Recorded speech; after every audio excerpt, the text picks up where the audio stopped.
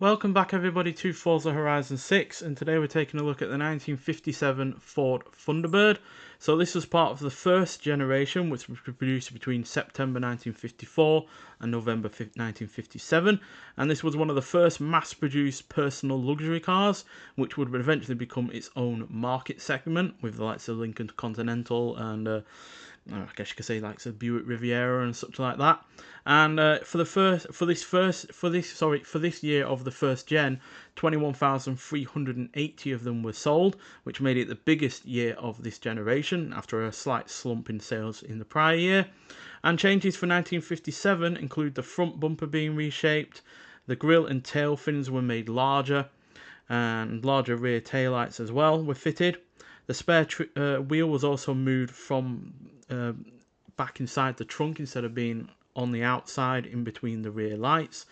And in terms of interior, you had a new option, which is the kind of thing that you'd expect to see on like a Mercedes or modern Mercedes, and that is four-way power seats that went backwards when the ignition was turned off to improve ease of getting in and out. So that's quite a a high-tech feature on a car that is now nearly 70 years old. And yeah, we've not had this car since the Forza Motorsport 4 days, so I'm really pleased that it has made a return, because yeah, I'm always seeking cars from that game to make a return to newer Forza games, because quite frankly that car list on that game was absolutely exemplary. So yeah, hopefully we'll get more from that game coming to the future, to this game in the future.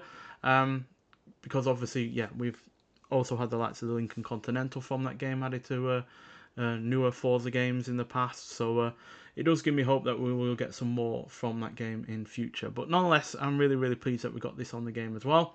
And as you can see, it's got quite a comprehensive amount of gauges here outside of an RPM gauge. You've got all of your gauges on the middle there. You've got your engine oil pressure, your amps, and God knows what else, to be honest. But yeah, still decent looking interior, especially for a late 50s car. And yeah, like I said, the spare wheel has moved inside, but as you can see, there's still plenty of trunk space there. No, yeah, even though it's a little bit on the shallow side, there's still plenty of room there. And on the whole, it's a good looking car.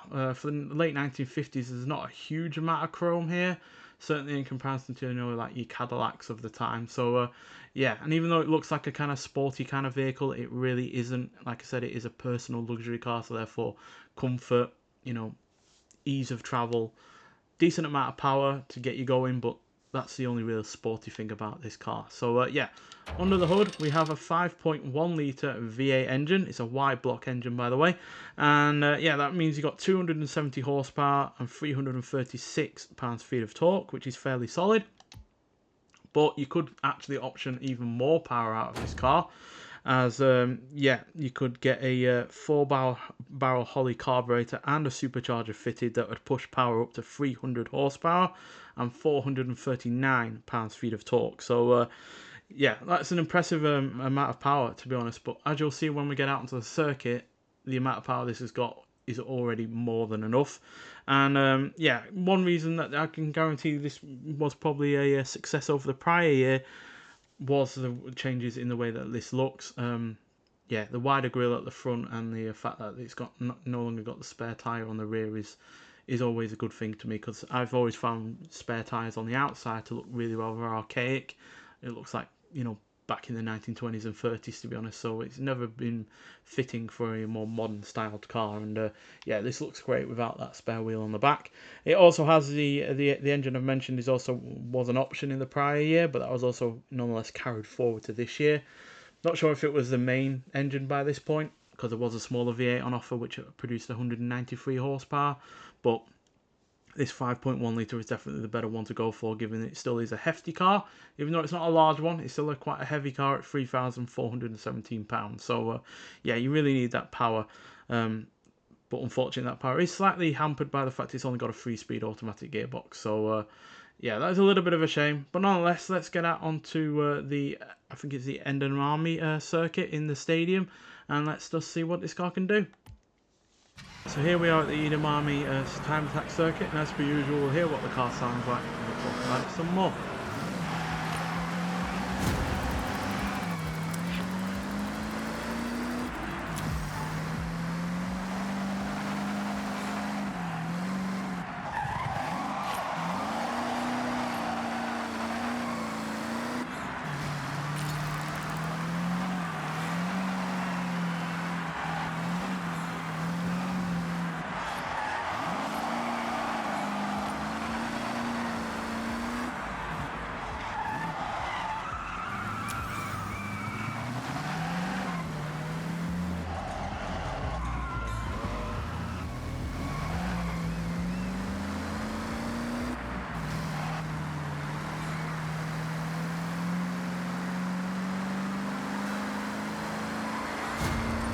Yeah, this has fairly solid acceleration, especially for a car that, like I said, isn't a sports car, even though it kind of looks like one.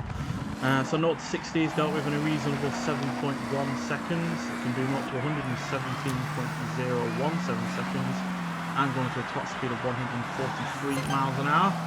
So yeah, that if you had that supercharger and that Holley carburetor on this, you'd certainly be getting 150 and lagging, and certainly doing a lot quicker than not 7.1 seconds. But as you can see by the handling, I'm really glad it doesn't have that extra power, because as you can see, it is a wobbly and wallowy kind of thing that is, yeah, all over the place, quite frankly. It's not got the suspension at all to deal with 270 horsepower, let alone 300. So, yeah, it's quite a wallowy thing. As you can see, it's leaning quite heavily, but then it also wobbles quite a lot as well. So, yeah, the suspension does feel like it's made out of a combination of cheese and jelly. Yeah, therefore, really glad it doesn't have all that extra power. The brakes aren't much better either, as you also expect for something from 1957. So yeah, it's definitely more of a cruiser, definitely something that you should be laid back with. Do not try and be competitive with this car in stock form, because you're just not going to manage it. Look at how much it's wobbling. And yeah, I've also come across some situations where the suspension is quite hectic over bumps as well, where it stops bouncing up and down, such like that. I might actually be able to show you that, in fact, if you go out the stadium. There's some weird surfaces out here that do kind of play havoc with the suspension and knock down with other cars. So let's take a quick galley around here. As you can see, it's not dealing with these kind of bumps at all very well.